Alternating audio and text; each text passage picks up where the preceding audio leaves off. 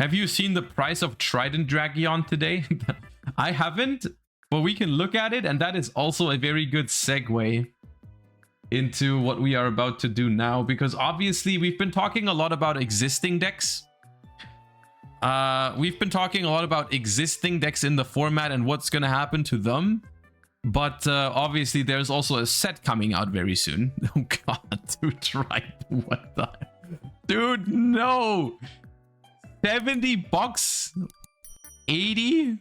Oh my god, that's the cheapest version too. Holy. Ultra, maybe? Dude.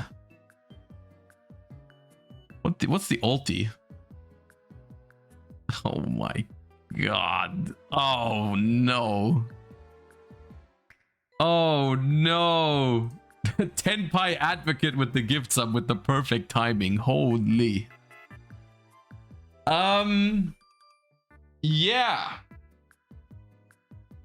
Tenpai is coming out soon. Once again, this is another incident of Edison enjoyers eating good though. I have a Trident Dragon only because of Edison format. Because I don't remember which deck played it, but I think the Dragon combo deck for Edison format, I bought a Trident Dragon for that. So I have it. It was like $5. But that is wild. $100 budget deck, but $80 is one card. Yeah. That's crazy. I mean, so, okay. We don't know everything about Legacy of Destruction yet. But I think it's worth talking about it. Because, like, I mean, it makes sense today to talk about it. Because it's like the one, that's like the one piece of the puzzle that we're missing for this format, right? Because Blacky Oman, thank you for the 2 months. That would have been a better way to solve it. I said that earlier, like the fact that Savage died for the sins of other decks is kind of sad, but yeah. It is the one piece that's missing for this format for us is the new core set, right? Because we kind of know what's going on with all the current decks, right? You can kind of imagine how Snake Eye is going to play and all that kind of stuff. We know those things, but we don't know exactly how the Legacy of Destruction cards are going to shape up the format, right? And we get a decent chunk of stuff here. We get a decent chunk of stuff, obviously, most notably. For me personally, we're going to look at some of these today. I am most hyped for... or like hyped in terms of like what I think is going to be good. I am mostly anticipating, let's say it like that. We have Tenpai. We have Lightsworn, which I think are better than people expect. We have Centur-Ion support that I think is relevant. And some other stuff. Also, Voiceless Voice gets a little bit of that. And there's also a couple cards that we don't even know yet. I know you guys are already posting about certain leaks of TCG exclusives. I don't cover these on the channel because I always wait until they are officially announced. So I haven't seen those yet. But I am also looking forward to like the new Ashen cards and that kind of stuff, right? But I don't know what their effects are yet. Yeah, so I think the first thing is probably Tenpai. Now, I have already made a YouTube video about Tenpai, and I want to make another one where I actually test the deck. That's probably going to be next week. But yeah, I mean, the Tenpai, let me see if there's an overview here. Tenpai, it should be. Where is it? New themes, Tenpai Dragon. Yeah, I can just go here. That's easier.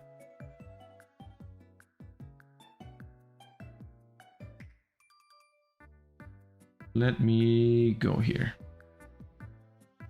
So these are just the Tenpai Dragon cards, and it is only very few. It is only very few cards that they get, surprisingly, but the and one of them is not even in Legacy of Destruction, this guy, and the Trap. But why is there not the other Sangen thingy? Missing, yeah, they're missing stuff here. Is there another site where I can look at these? Like all the Legacy of Destruction. You know, we used to use something for that. Wait, did it? Anyways, no narcs. I didn't even realize.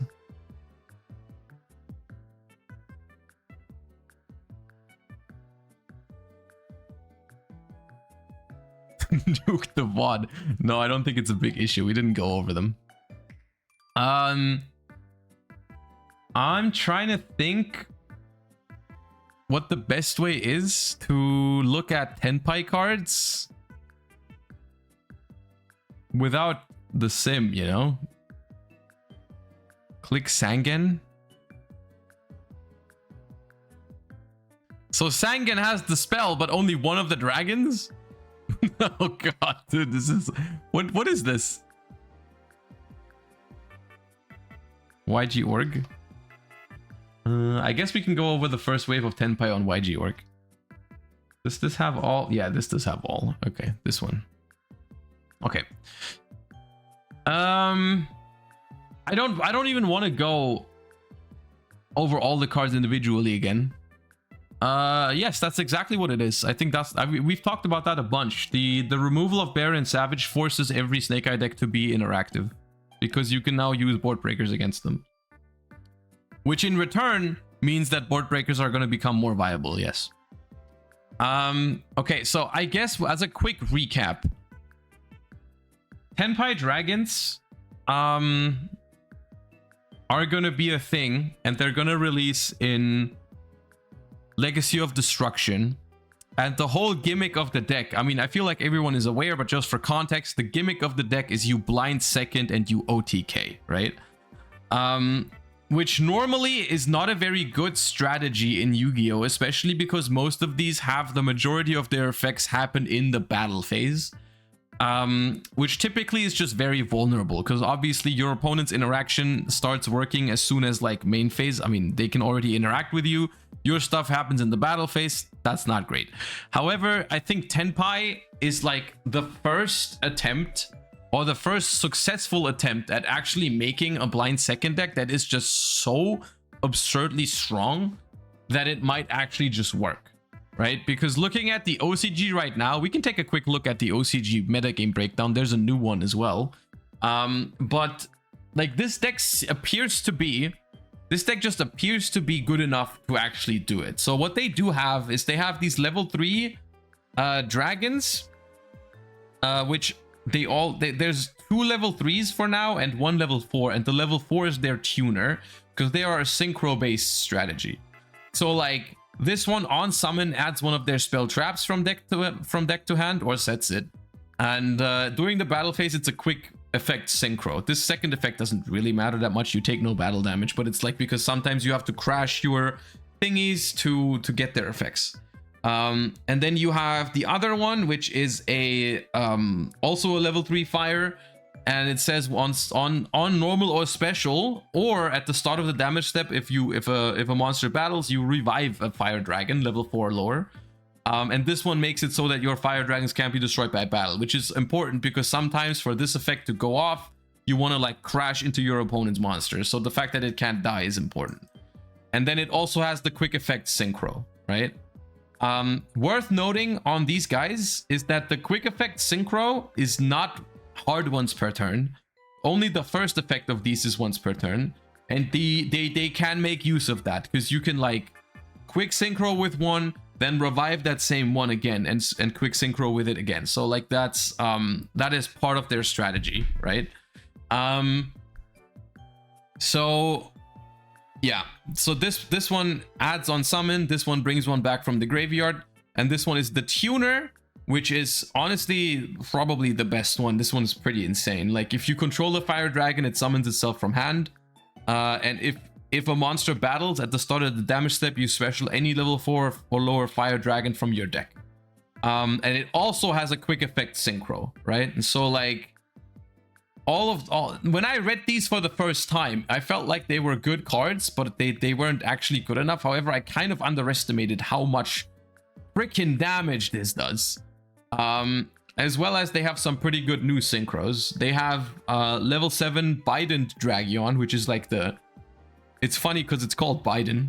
Anyways, it's a synchro tuner level 7, needs a dragon tuner and a non-dragon tuner. A non-tuner dragon, not a non-dragon tuner. If it's synchro summoned, you target a fire in the grave and revive it. Once again, here it's important that if you make this with a level 3 and a level 4, and you bring back the level 3, if you've used that effect to quick synchro, you can use it again because it's not a hard once per turn. And if 3 or more attacks have been declared this turn, it comes back from the graveyard and pops a spell trap as a quick effect. So the idea is you make this one in the battle phase, bring back another level 3 monster, quick synchro using this as material after it has attacked. Dude, stop comparing sub numbers to what's it called? Anyways, yeah, this attacks, brings back a level 3, and then quick synchro with it. That level 10 attacks, and then this also comes back and attacks again, so on and so forth. This deck plays Prosperity and still OTKs. It's the crazy part. And then they have a new level 10 synchro, which is like your alternative to Trident Dragon, essentially. Which also requires dragons. If it's synchro summoned, it makes all monsters go to attack position, and all monsters must attack. Also, your opponent cannot activate cards or effects during the battle phase. This is the crazy part about this card, is that it makes your opponent completely unable to play in the battle phase. So if you ever hit this, if this ever hits the board and you get to the battle phase, the game essentially ends. Because you can't interact with it anymore, and you're not gonna get a main phase 2. And this has the same effect of if 3 or more attacks have been declared, you bring it back from the graveyard, and then you can even pop any card on the field. Which is important because the field spell is also completely custom and has an effect when it's destroyed. So first of all, this thing makes all of your fire dragons unaffected during your main phase 1, which is super ignorant and not very well designed on it, honestly, but it's probably the reason why this deck is even viable in the first place. Because like I said earlier, otherwise a battle phase focused strategy wouldn't work, because they would just stop all your stuff in the main phase 1, right? So you just slam this down, make all your stuff unaffected in the main phase 1, and then you go into the battle phase, and once you're in the battle phase, you can actually cook. It doesn't matter that your opponent's stuff can work in the battle phase, because all your stuff is like quick effect, and you can avoid their interaction and all this kind of stuff. Maybe you're even able to summon this on the first turn, on main phase 1, I mean. And then you go, if you are able to summon this in main phase 1 and then go into the battle phase, all your stuff is unaffected during main phase 1, and as soon as you hit the main phase, the battle phase, your opponent can't even activate anything anymore. So yeah, and then it has 2 more effects which are both incredibly powerful. During your main phase, add a Tenpai Dragon monster from deck to hand, then discard a card. So this is a once per turn tutor. And if this card is destroyed during the battle phase, target a dragon synchro you control, its attack becomes doubled. So if you destroy this with this guy's second effect, you can make it 5200. If you destroy it with this guy's second effect, you can make it 6k. If you destroy this with Trident Dragon, the Trident Dragon becomes 6000 attack, and it can attack 2 or 3 times depending on how many cards you pop. And then they also have this card, which is a quick play spell card that has 2 effects. If you activate it outside of the battle phase, you only get 1 of the effects. If you activate it in the battle phase, you can use both. So it's either add a level 4 or lower fire from dragon from deck to hand, or special summon a fire dragon from your hand. And in the battle phase, you can do both, which makes this essentially emergency teleport, right? This card is also very, very good. So basically, this deck does a lot of damage out of nowhere, while also ignoring a lot of the stuff that your opponent does by being unaffected or by making you unable to respond, right? The thing about this deck is that at the moment, at least the feeling that I'm getting from the Yu-Gi-Oh community is that everyone is expecting this deck to be good. I feel like it's definitely on everyone's radar. And I am not sure how big of a problem that could potentially be. It is a good deck. Don't get me wrong, but I think it is one of these strategies where, like, the way I'm looking at it is like, if I really expect a blind second deck to be in the format, would it really be that hard to prepare for it? Because, like, I'm also expecting Brandon in the format, so what stops me from just putting, like, D-Barrier in my side deck? For example, just one example of a thing you could do, right? There's more. People are saying Vaboku, which is funny. But it is true. This deck is very, very one-dimensional. And it does that one thing very well. It does that OTK stuff. It does that very well. But if your deck only does one thing, then if that thing gets countered, that might not be very good. It can OTK with Zelantis. I guess it has fire, so it can do some Promethean lines, is what you're saying. Okay. I mean, maybe the deck isn't as one-dimensional as I thought. But, like, the thing is, keep in mind, if you side in D-Barrier and they make you go first, you can still do your own stuff, right? You can still do some of your own things. However, here comes the other thing that is scary about Tenpai Dragons. And that is the following. Let's actually, for that, look at the OCG metagame report, where Tenpai Dragon is currently... I will say this. Tenpai Dragon, at one point, was like the third most played deck in the OCG and has been, like, spiraling downwards ever since. Simply because I feel like that has to be because people are starting to learn how it works and starting to prepare for it. And apparently it also, someone in chat is saying it has a bad Yubel matchup, but, like, it's still, I don't even know if they include a deck list for it here. Voiceless, Yubel, Tenpai, they are including one. Okay, so the scary thing about Tenpai is that this deck, because it only gets so few cards, like, you have 3 of the fire, 3 of the red guy, 3 of the white guy, 1 of the green guy, 3 of each spell card, and that's it, plus terraforming. That's your engine. Literally, what is that? 14 engine plus some pots. The rest is non-engine. This deck plays infinite hand traps. It plays infinite hand traps. Dude, if we ever play the extravagance version, the market is gonna be cooked, dude. They play triple Trident. Holy, that's like $300. But yeah, so this is the thing that makes this deck so scary, is that it does have this one-dimensional combo, right, that OTKs you, and you would think, hey, it's easy to prepare for it. I'm just gonna play a Vaboku, I'm just gonna flip a D-Barrier, whatever, right? And that is technically true. The problem is that they still play a lot of hand traps. So the question is, can you do both things? Can you try to perform your own strategy while also stopping them from killing you, right? And that, I think that's the hard part, because they are also throwing a lot of wrenches into your system, right? They are like continuously messing with you by, like, they can even use Shifter, apparently, because they still have enough damage even if some of their stuff gets banished, as it seems, right? So it's like, it's rough.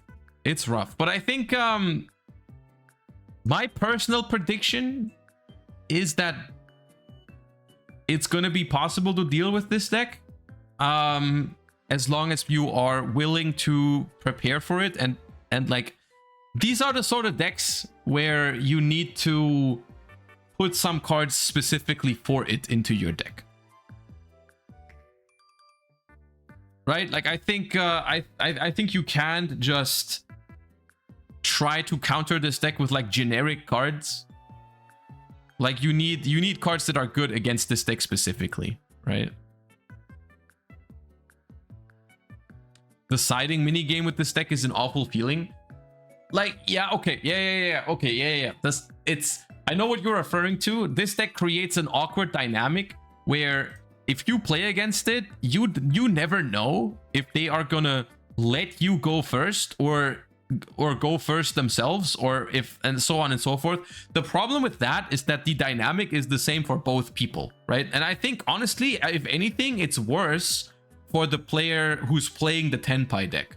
Like if I'm playing Tenpai and I win a game 1, does my opponent let me go first, or do I or do I expect to go second again, right? And like, you can see here that they are playing stuff to prepare for when the opponent makes them start, right? They play Koakimeru Drago here in this version. They play Kaiser Colosseum. They play Power Filter, which is, I think, really good against Snake Eyes, I suppose. They play these cards in anticipation of their opponent letting them go first, right? The same is true for cards like Heat Wave or whatever, right? And it's like, on the one hand, that is scary. On the other hand, what if your opponent doesn't make you go first? Right? Power Filter is for Yubel. Okay, maybe it's that. I don't know exactly. But it's like the fact that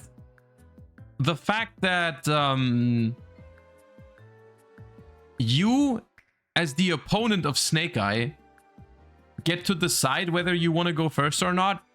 As the opponent of Tenpai, rather, I mean, I misspoke.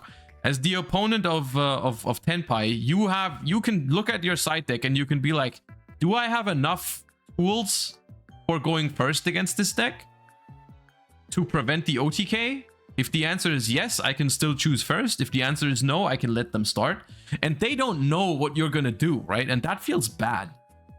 That really feels bad. Like if I take out some of my hand traps for like Koakimeru Drago or Kaiser Colosseum because I think I'm gonna be made first, and then my opponent still goes first and I just have these cards in my hand instead of hand traps, like then I don't think this is very good.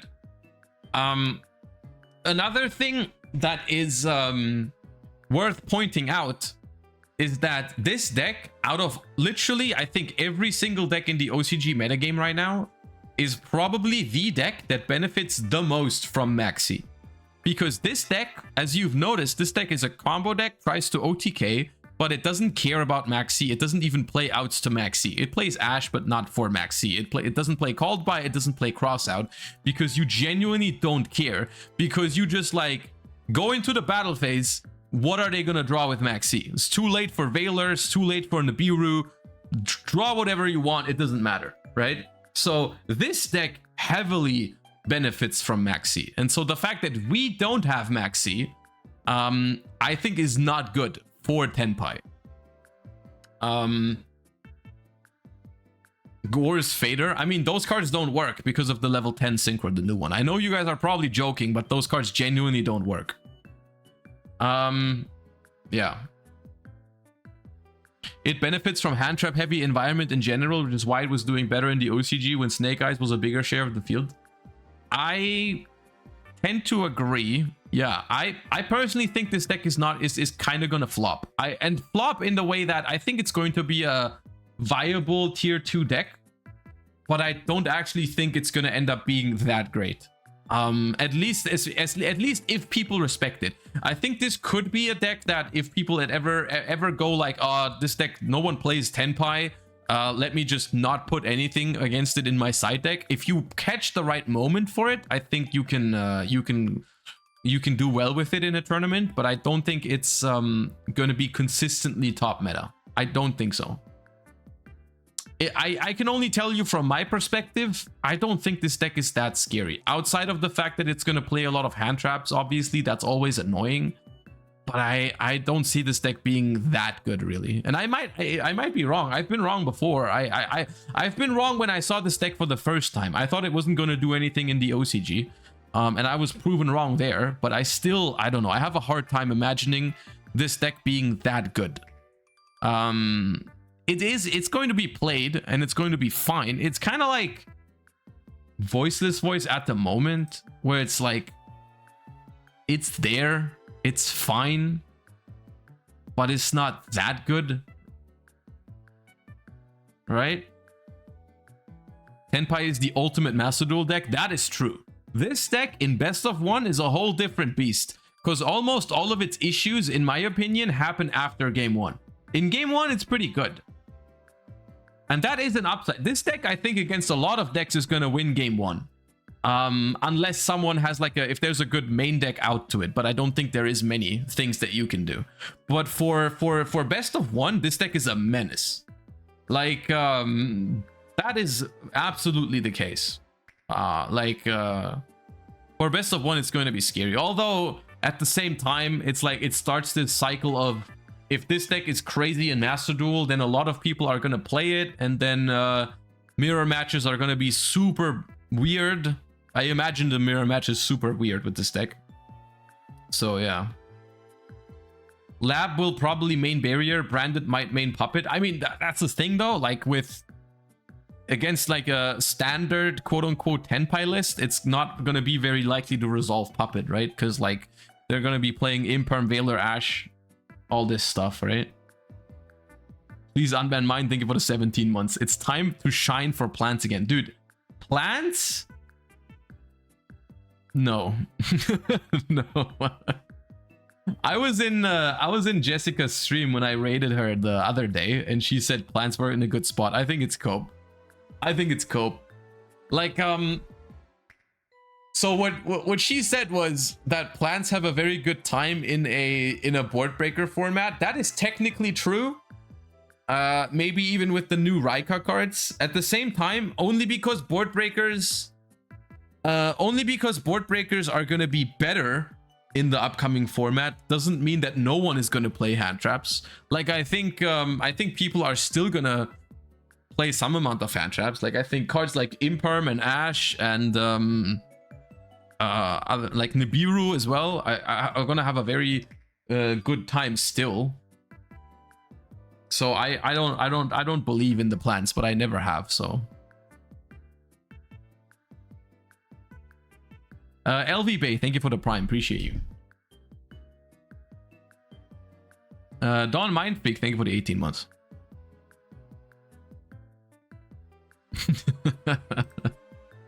There's no new badges yet. I have to make new badges though. Okay, what else is there? What else is there from Legacy of Destruction? Let's do Lightsworn next, because that is one that I'm actually excited for. Over like Tenpai, I'm not super excited for, but Lightsworn support I am excited for. Hold up.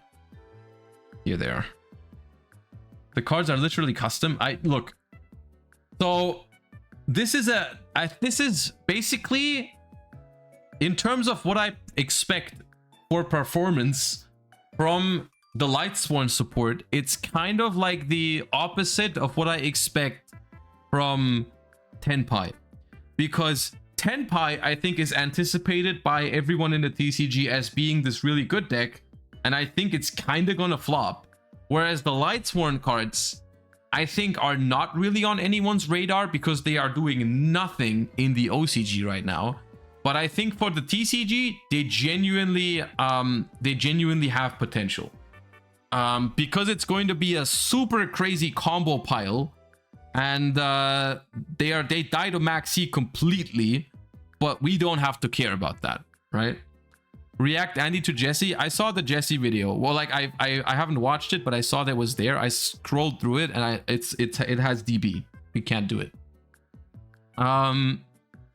The Lightsworn cards, I think, are really good as an engine, and I don't know exactly where you would put them. I was thinking Lightsworn Runic could be good, and I still think it can, but it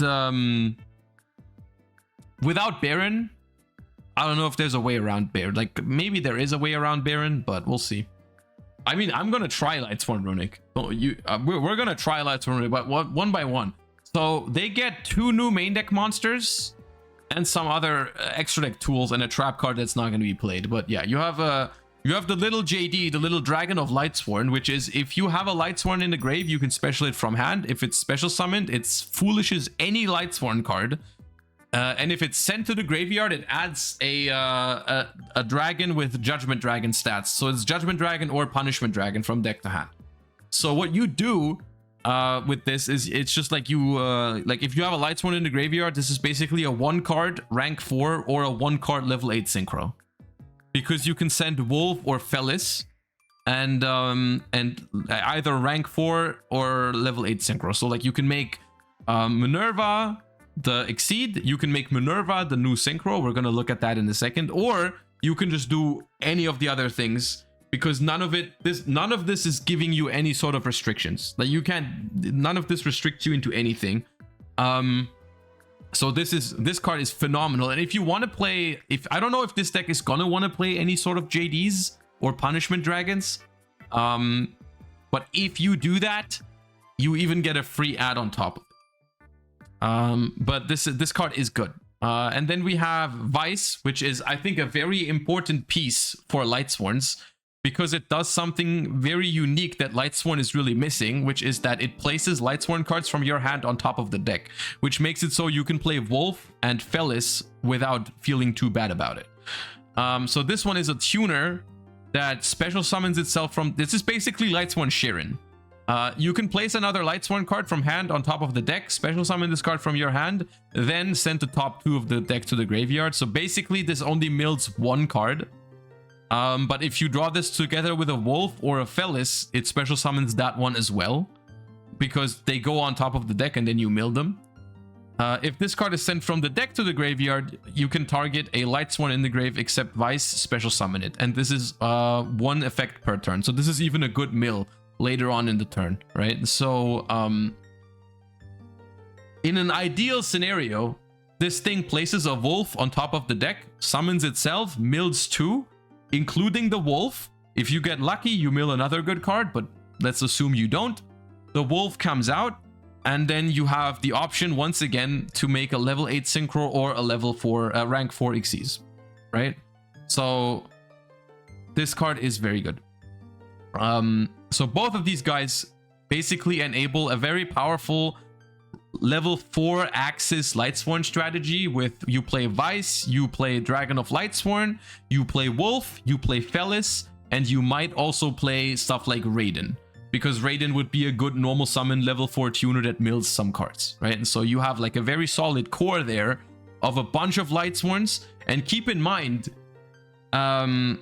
Charge of the Light Brigade and Solar Recharge are both at 3 and are both custom cards for modern decks. Like literally what archetypes would give for a Rhoda that mills 3 cards, or a trade-in that draws 2 mills 2, like those are like crazy good cards. So that is worth pointing out. And then we have the new fusion, which I think is hardly relevant because it needs both of the dragons. Let's skip off for that. I mean, there is ways to use this one, but let's skip it for now. Let's look at the level 8 synchro. There's a new Minerva synchro, level 8.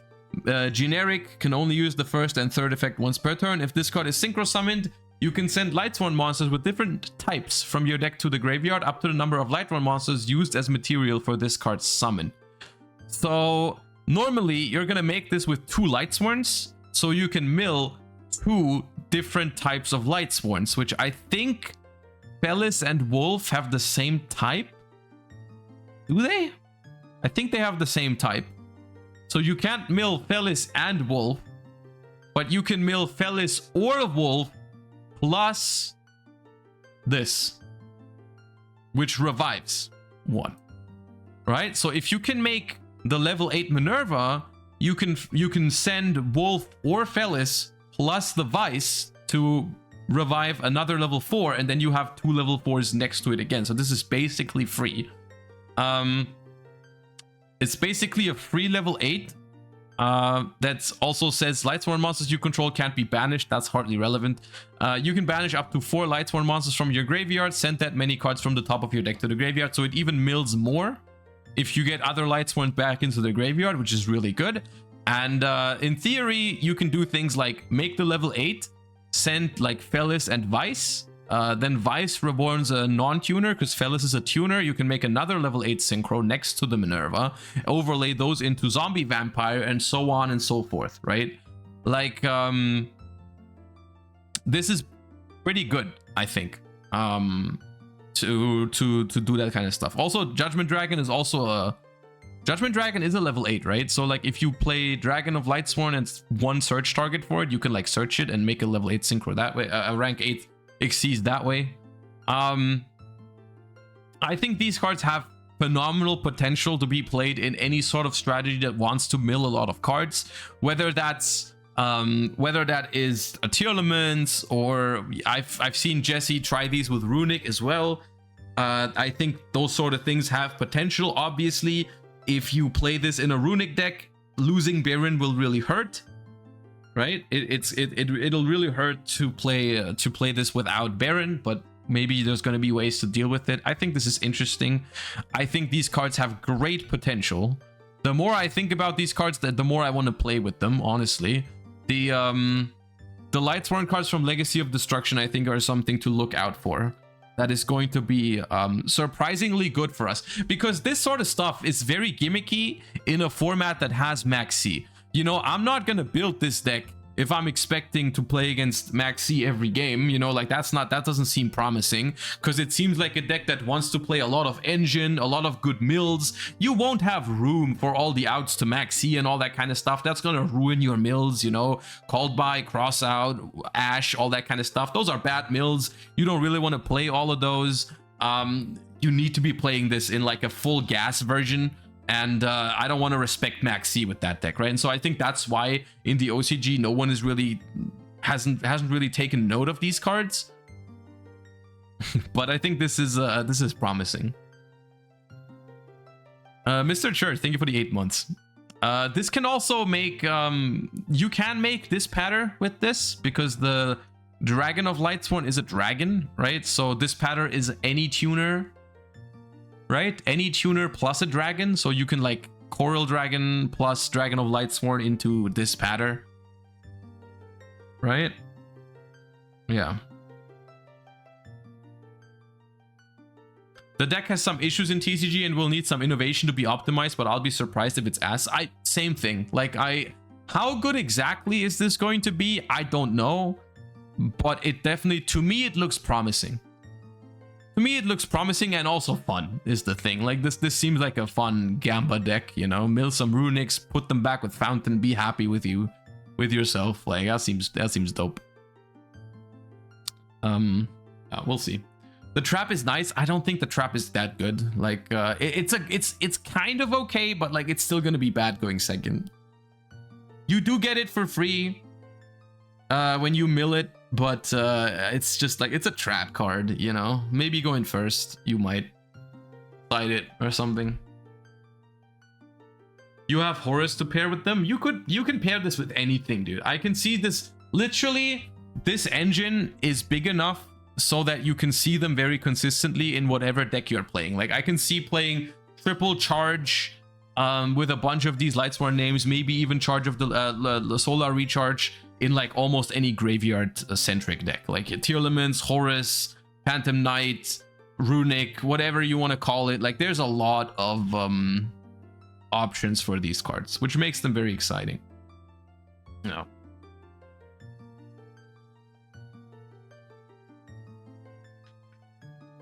Did I miss something, or did they make this feel less gambling? I mean, no, you're right. Like the Dragon of Lightsworn doesn't have anything to do with random mills. Vice only mills one random card, essentially. The other card is guaranteed because you put it from your hand, right? The most powerful effect of this card has nothing to do with random milling, right? It's like the third effect is random stuff, but like for the most part. And that's the key though to making these sort of cards good in modern Yu-Gi-Oh. In modern Yu-Gi-Oh, like, you know, cue the Christian Urena tweet where he said, I can't believe someone would put their tournament experience on the line for random mills or anything like that. But I think like Lightsworn these days with like Wolves and Fellis and all that kind of stuff, you need some guaranteed stuff, right? You always need a core in your deck that consistently does what it does. And Tearlaments was the same thing, right? You had like your Rhinoheart was reliable and all that kind of stuff. Like there was a lot of reliable stuff in Tearlaments as well.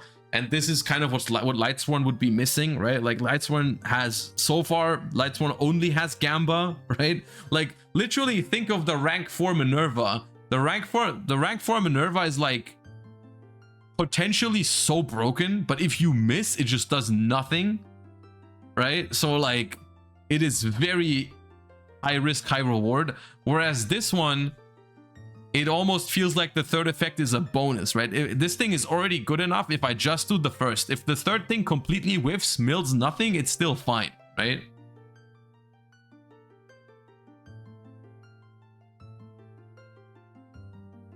And that's how it can work, right? And the same is true for Charge of the Light Brigade and Solar Recharge. Both of those cards are like neutral in card advantage. If you don't hit anything, it's like, okay, well, I'm still gonna search for the card I wanted, or I'm still gonna draw 2, like that's fine. But if I hit something, then I just get free real estate.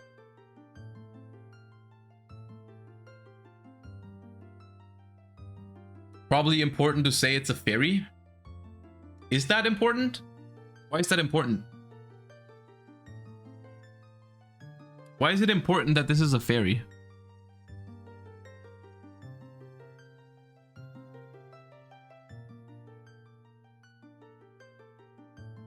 Christiasworn, dude.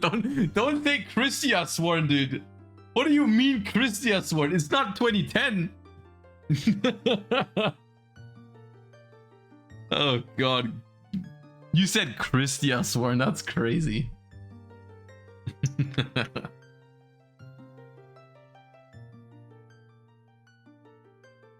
The trap is strong. I mean, look.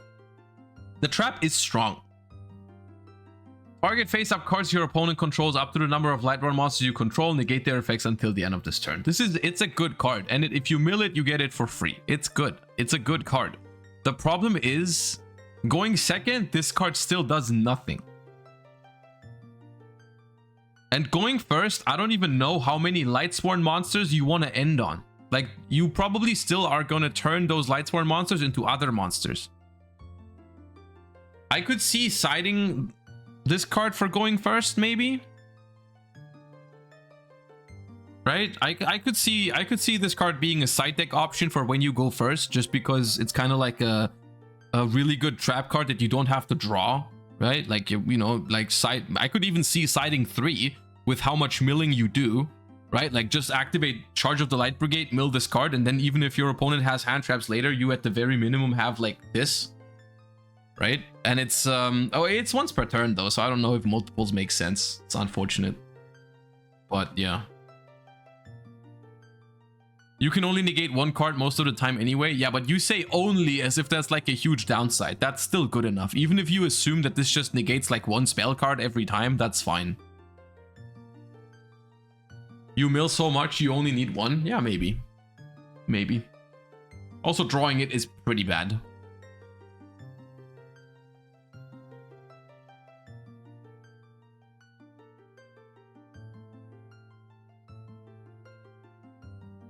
But I like these cards. I think the Lightsworn cards are pretty good. What else do we have?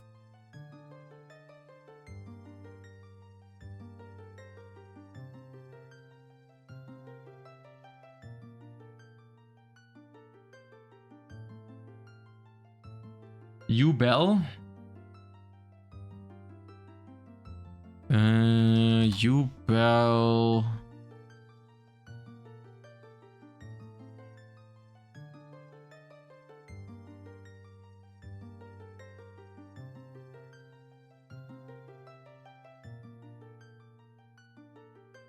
Ah, right, these guys.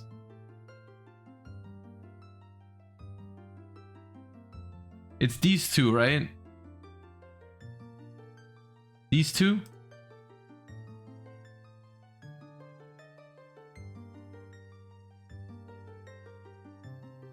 Yeah. What was this again? If you control the fiend, special summon this from hand, then destroy one monster you control. You can destroy, that mentions Yubel. Banish this card, special summon the fiend from hand or grave. Oh, Nightmare Throne is the broken one, right? That's the field spell, yeah. When this card resolves, take a fiend from deck and either add it or destroy it. Once per turn, if a face-up Yubel you control leaves the field, you can add to your hand. Yeah, this card's good. The field spell is really good. Do they play the Grave Squirmer? I guess we had the where's the metagame report? Yubel was in it. Yubel was in the metagame report. Quickly see.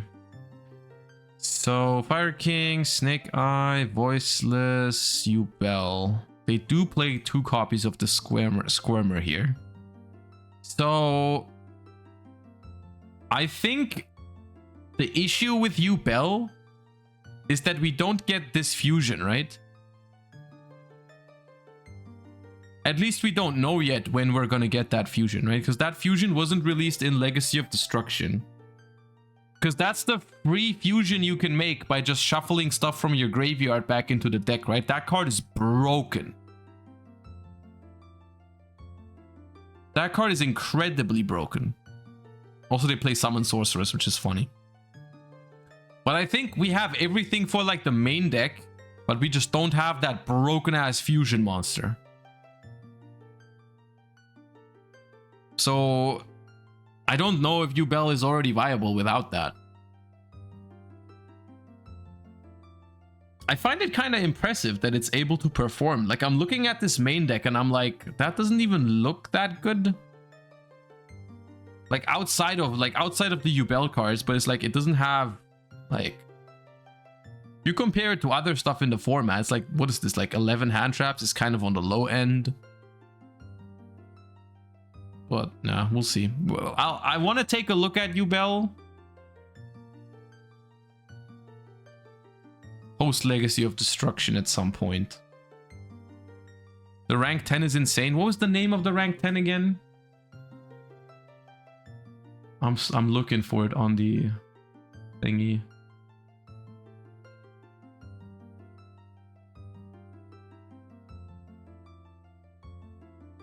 Valdrath. Is that just the Omni Negate? This guy, right?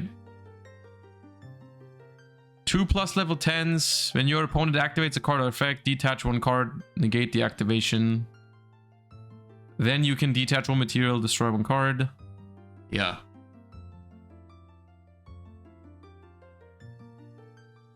Yeah, it's just basically Baron, but a rank 10. It is worse than Baron because it doesn't have the pop and the return to extra deck stuff. But it is pretty good. It's a pretty good card. It's technically generic, but only Yubel plays it. I mean, 2 level 10s is a lot harder than a level 10 synchro. I like, yeah, it's a lot harder to accomplish than a level 10 synchro. Because for a level 10 synchro, it's like you can get to a level 10 synchro with almost any deck if you just add the tuner with the right level. Like if your deck is level 6, you need to find a level 4 tuner. If your deck is level 8, you need to find a level 2 tuner. That's always kind of possible for a lot of combo decks or combo lines to combine monsters in a certain way to reach a level 10 synchro. The problem is, if your deck doesn't have level 10 monsters, you can't make this. It's not, you can't like find your way there somehow by like putting the right level tuners in there. You can't do that. You just have to have level 10 monsters in your deck. If it doesn't have that, you can't make this. But it is a good card. Or you just make 2 level 10 synchros, sure. I guess that way you can, but that's also a lot harder. But yeah. The new Maxi is very doo-doo? I don't think so. I don't agree. I thought it was a pretty good card. I think it's going to be a good side deck card, and I think that's good enough for its purposes. I don't want a so good card that everyone main decks it Maxi. But I do like that they are giving side decking a good tool for going second. Hold up, my headphone just died. Where is it? Where's my...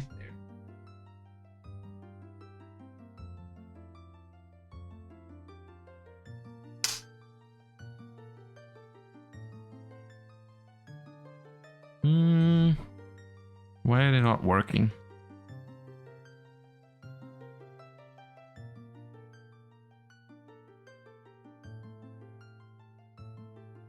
There you go. Okay. Do you you think OCG bans Maxx now? Yes, I said that before. I do think that is what it means. I hope that's what it means for them. I don't know for sure, but I think it would be very weird if they didn't do that now.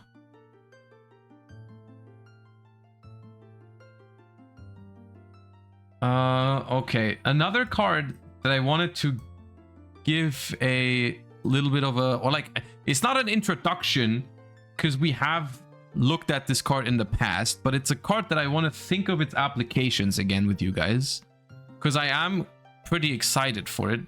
Is Metaltronis, which is another, it's a quick play spell from Legacy of Destruction, and it's a very interesting one that I'm looking forward to. It says target one face-up non-token monster your opponent controls.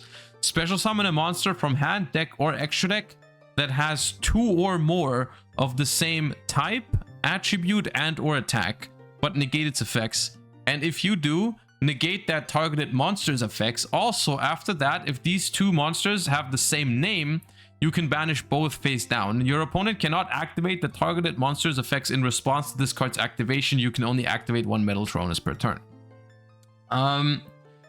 You guys are right. It did lose 2 pretty good targets in Baron and Savage. Like, because this is kind of what it's primed to do, is like negate omni negates, right? I still think it's a solid card to interact with your opponent, because this card basically reads you can negate anything if you have something with the same type and attribute in your deck somewhere, or extra deck, right? And this card is a quick play spell card, which makes it so you can even set it and use it on your opponent's turn.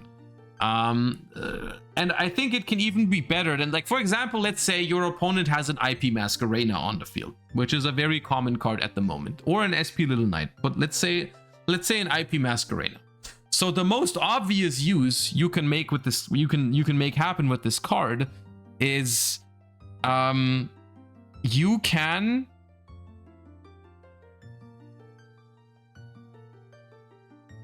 just summon the exact same monster and then banish both face down, right? Like, for example, if your opponent has an IP Masquerena, you play IP Masquerena as well, you can target their IP Masquerena, summon your IP Masquerena, and banish both face down, which is fine. On the other hand, I would argue that in some cases, this is not even the best use of the card, because what that does is it just gets rid of your opponent's IP Masquerena, but you also lose your own, right? So it's kind of like a weird cross out, right? For extra deck cards, but also can be used on main deck cards. I think an even more broken use of this card is if you keep the monster that you summon, because at this moment when you negate your opponent's card, you don't really care about it anymore, right? Like, do you care about your opponent's IP Masquerena after you've negated it? Probably not. So you can actually keep the thing that you summoned on your side of the field. It's also negated, but you can use it as like link material. You can, like, let's say you're playing a Snake Eye Mirror and your opponent makes an IP Masquerena, because they're not going to make a Baron anymore. They end on like IP Masquerena and something else, and you like target the IP Masquerena, summon your own IP Masquerena, you link climb into something else with it, and then you can later on still like do stuff with it, right? You can use it as link material. I don't know if you can probably not revive it, because it feels like, I don't think it's summoned properly. So yeah, you cannot bring it back with, like, you cannot like Flamberge, put it into spell and trap zone. That's not possible. But stuff like that. And I think it becomes really interesting when you realize that you don't have to summon the exact same monster, right? You can just summon a monster that has the same type and attribute. So for example, if your opponent has an SP Little Knight, you can just summon any Dark Warrior from your deck, maybe even something with a Grave effect. This was particularly interesting with Borreload Savage Dragon, unfortunately, for like Dragon Link, because if you played against, let's say, Snake Eyes, and they would make a Savage Dragon, you could use this to like summon an Absorouter and sit on it, right? If you are playing Tearlaments and your opponent makes Little Knight, you can use this, target the Little Knight, and summon Malicious. Little Knight is negated, and you have a Malicious now. I think that this card is very interesting. I think this card has potential. I like it. I like it a lot. It needs a little bit of workaround. You know, you need to make sure that you have specific targets for it. But at the same time, if your deck, for example, if your deck struggles with Appaloosa like crazy, you can also slap one Appaloosa in your extra deck and always out Appaloosa with this, right? Like just summon Appaloosa, banish Appaloosa. Problem solved. Or like even better, if your opponent makes Appaloosa, you summon Appaloosa, and then their Appaloosa is negated, so it's 0 attack. You can turn your Appaloosa into a Xylanthis. Have fun. Like that, this card makes Appaloosa very vulnerable as well, right? Like you literally make a Xylanthis for nothing and negate their Apple. This card is very strong. Don't underestimate this card. Like this is a very interesting card. Especially now that like Appaloosa is like the one generic extra deck negate stuff left, right?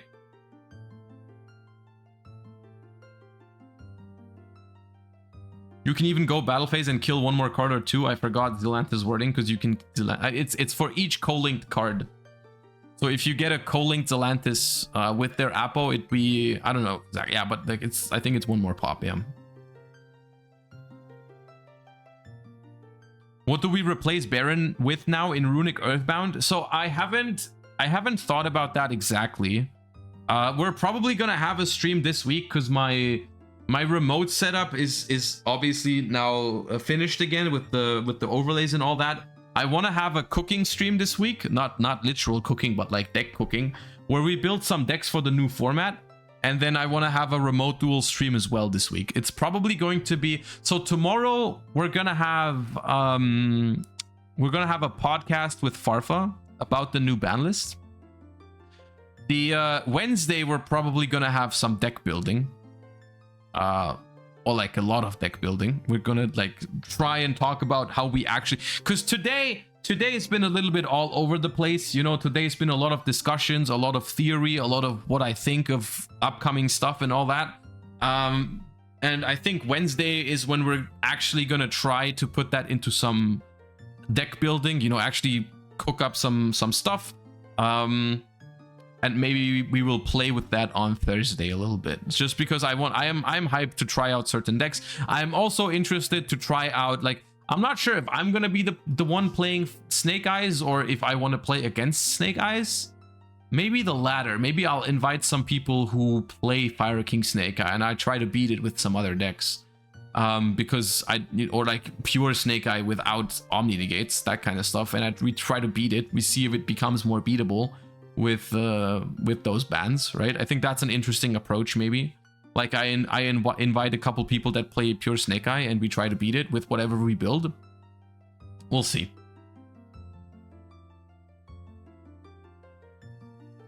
But yeah, that's the plan in terms. So today is a very yapping intensive stream because it's just there's a lot of stuff on my mind for this format, this upcoming and this ban list and all that.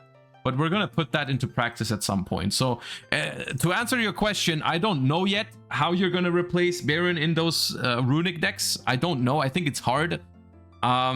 Historically, I remember like the I remember a lot of times where I would get Nibiru with like the runic decks, and it was still okay because like, I mean. A lot of it was because though, like a lot of it was because people were forced to Nibiru you relatively early, right? Because you had the materials for a level 10 synchro. Like let's say, I don't know, Coral Dragon and Gary are on the field, right? So they have to Nibiru now because they know Baron is next. So after this ban list, they can now wait a little bit longer, right? Because they know there's not going to be a Baron that's coming out. So that it changes so many things, right? There's so much stuff that just changes with this Baron ban, but I'm here for it. I think it's not an unsolvable problem for a lot of decks. I think there's probably ways to work around it, right? Can you put the new Gen X Synchro 10 maybe? I don't remember what that one does. Is that in Legacy of Destruction? I'm checking.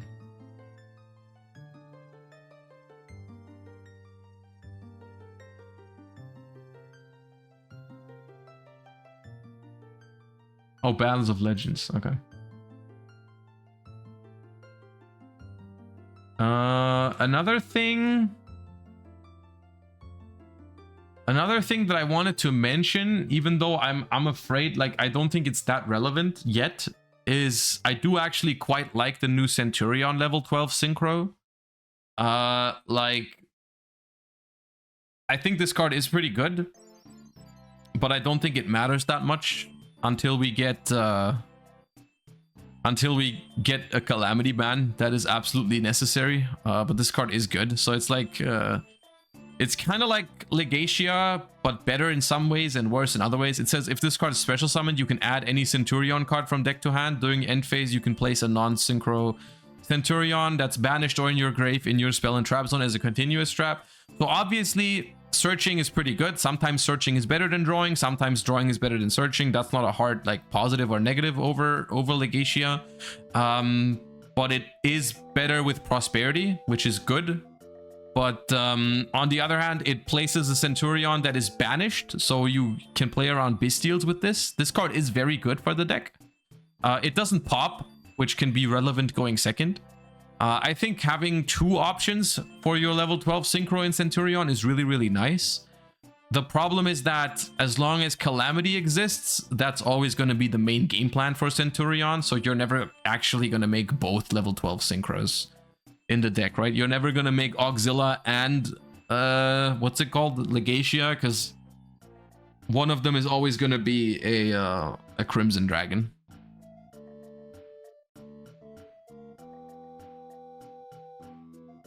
So that's a little annoying.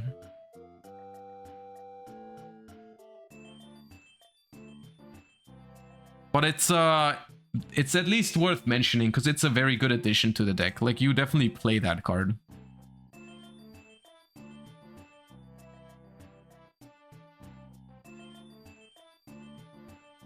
And there's also this guy, which is also, I don't know if it's being played. I don't know if anyone even plays Centur-Ion in the OCG, but you can send a face-up Centur-Ion card you control to the graveyard, special summon this card from your hand. Also, you can special summon Gargoyle for the rest of his turn. If this card is sent to the grave as Synchro, add it to your hand. During the main phase, if this card is a continuous trap, you can special summon this card. It was played until Calamity was banned. Oh, right, yeah. Yeah, he is good. He is solid. He might be better than Emmett. He might be better than Emmett.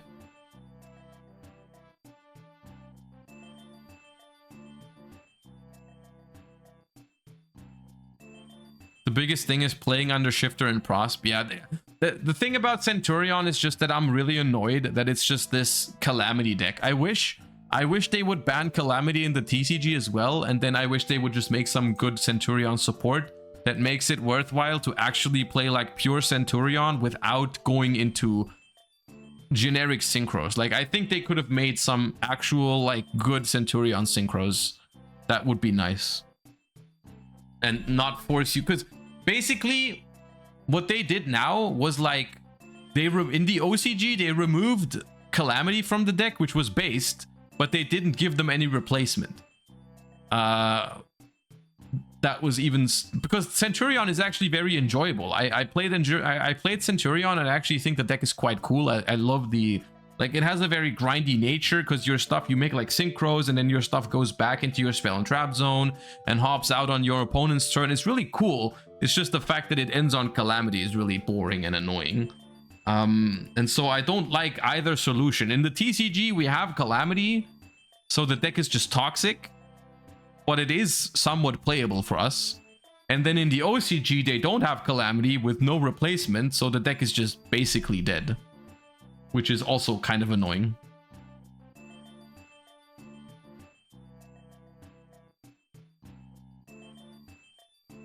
And I think for the most part, actually, no, I lied. That's not all that's worth talking about from, there's one more thing from Legacy of Destruction that I want to mention for sure.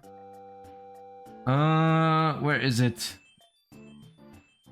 Where is the, what is it called? The Voiceless Voice. Here. Is it this? Yeah.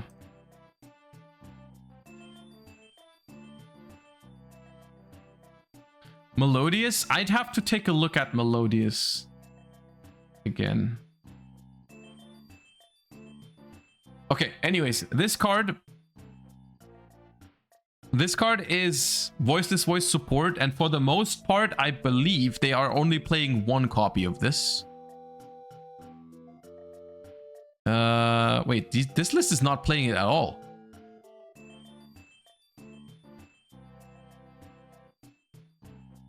Oh, they sided. Okay.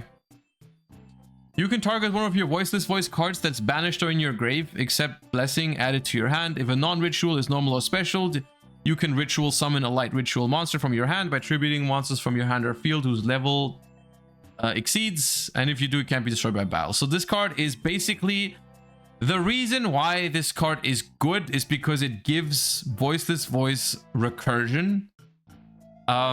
Specifically, this is cool, I think, for the trap card, because the trap card has these two effects where one of them pops itself and then it's gone and the deck had no way to get it back. Now it does. I think this card is nice.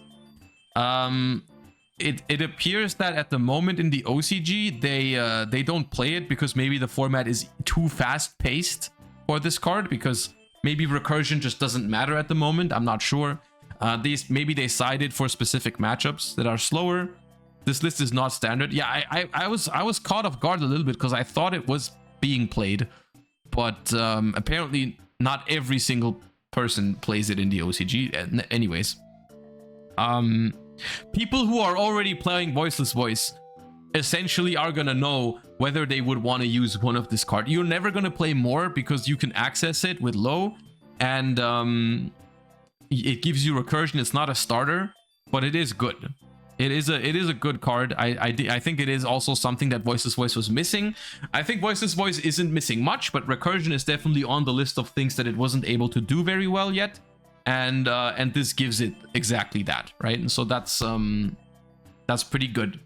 Now, I don't think this changes too much about Voiceless Voice, in all honesty. Like, I think Voiceless Voice is gonna remain in a pretty similar spot than it was before. But that spot is a pretty fine spot to begin with, right? Can't be destroyed by battle actually beats Tenpai on this card. I mean, does it? Because they can still run over, depending on how big the monster is. Oh no, maybe it does, because they can turn it into attack with the big synchro, right? They can turn it into attack with the level 10. Right? So even summoning in defense wouldn't help.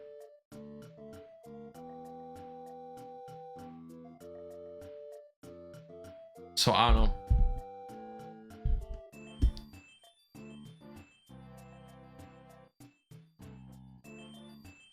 It's not immune to card effect destruction. Yeah, there's probably ways around it. I don't know. It remains to be seen. It remains to be seen. This card is also good with Branded Fusion. Oh yeah, you can send low and then immediately add it back. It makes it so that Branded Fusion is a way into low if you draw it in combination with this one. Yeah, sure. It's a small thing. I think the new Voiceless Voice synchro is not very good though, is it? Because they got a new Saphira, or they get a new Saphira. You can ritual summon this card If this card's ritual summoned while you have low... Oh, ritual. Did I say synchro? I meant ritual. If this card is ritual summoned while you have low on your field or in your grave, you can draw 2 cards, then discard 1 card.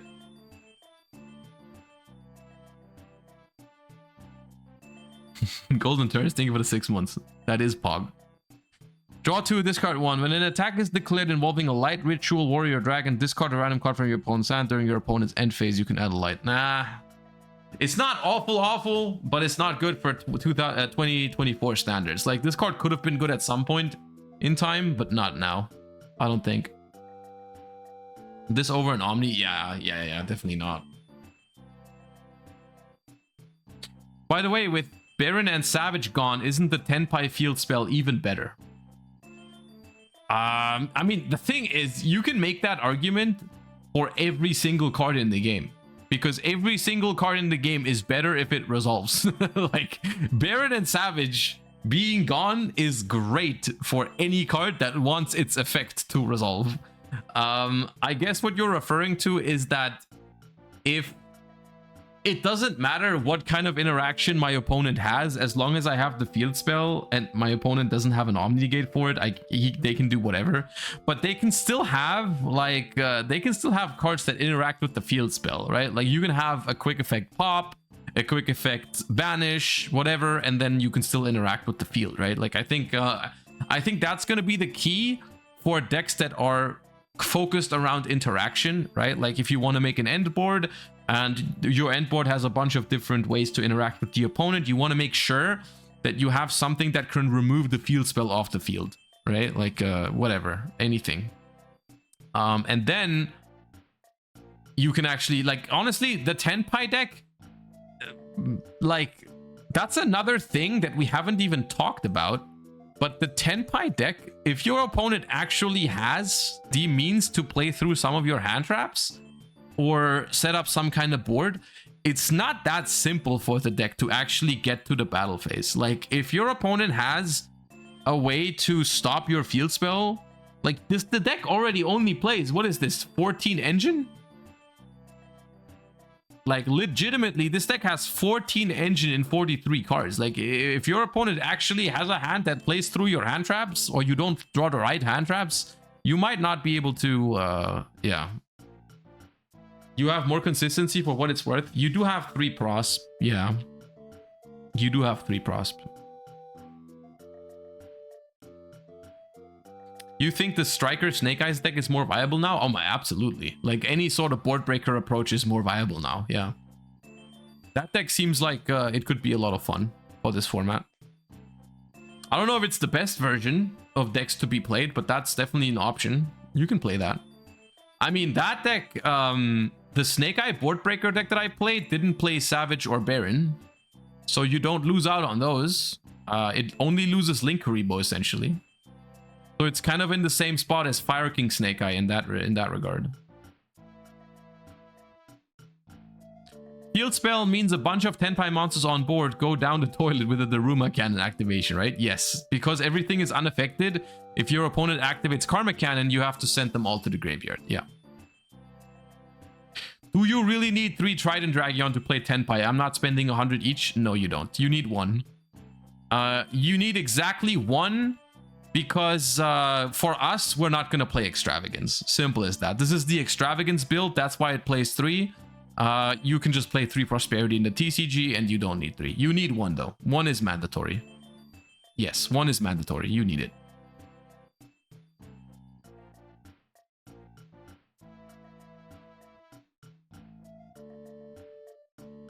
Can this still OTK through Prosp? So on an open board, I think the standard Tenpai Dragon combo does over 30,000 damage. So, Sweet Summer Child, the answer is yes. You can honestly, I think you often do 4 times their life points. So, yes, you can OTK under Prosp, no problem. Like, if you actually get to... That's the thing about Tenpai Dragons. I think it either does no damage or it does 35,000 damage. Melodious Runic when? Okay, hold up. Melodious? Is Melodious actually a thing? Or not.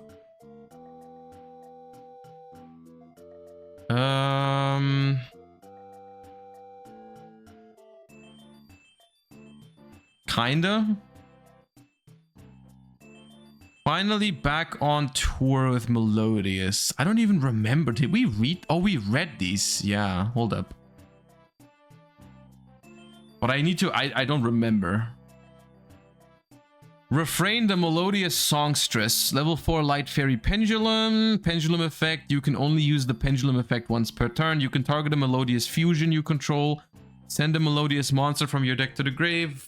Okay, it's just a foolish monster effect. If this card is normal or special, it adds a Melodious from deck to hand. If a Melodious is special summoned, while this card is face up in your extra deck, you can place it in the pendulum zone. This is a pretty good card.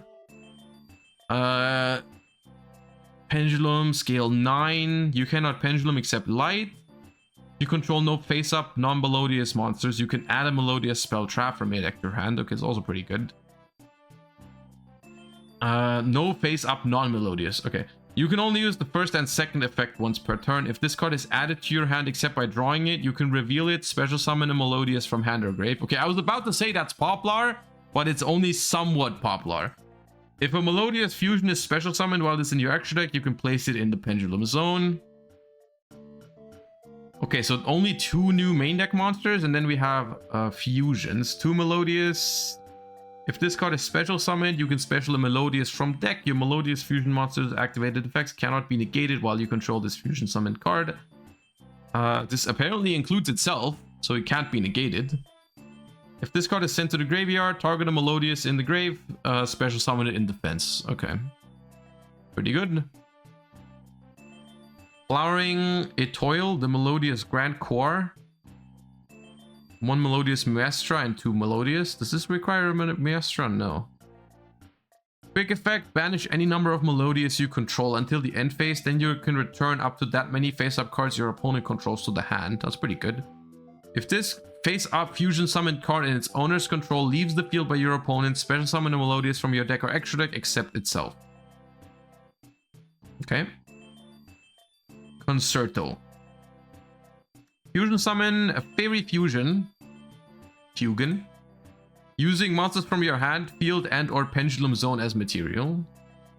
If a Melodious fusion monster is sent to your grave while this card is there, even during the damage step, you can place this card on the bottom of the deck, then draw 1 card. I mean... So... I'm a little bit confused because I don't see this already making a cohesive strategy. I'm not gonna lie, I don't know the old Melodious cards. I would have to look into that. The this alone certainly doesn't make for a top tier deck. They are good cards. Read Ostinato. I feel like we've had this exact combination, this exact conversation before. Is that? Yeah. The thing is, the link is even the link has been clicked before. I feel like we've had this exact I don't remember though.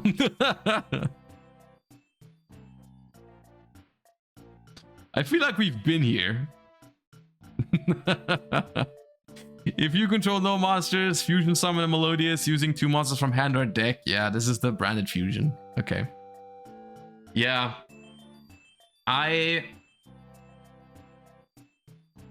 I'm just gonna not give you an opinion on this stuff. They are good cards. I don't see the game plan yet. I don't know exactly what it tries to achieve. I'm gonna just wait on this one and see how it turns out. I'm just gonna wait and see how it turns out, you know?